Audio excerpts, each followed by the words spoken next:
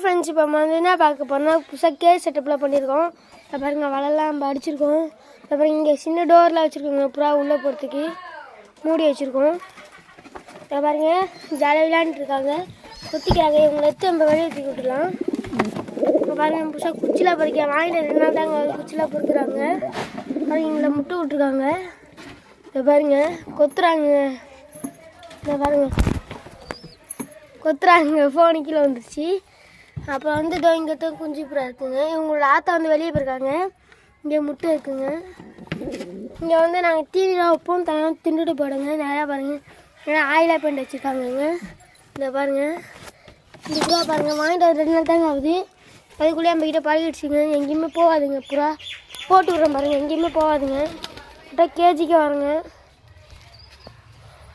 இதோட செட்டப் வந்து 800ரூவாங்க. இது அப்படியே வலை எல்லாம் சேர்த்து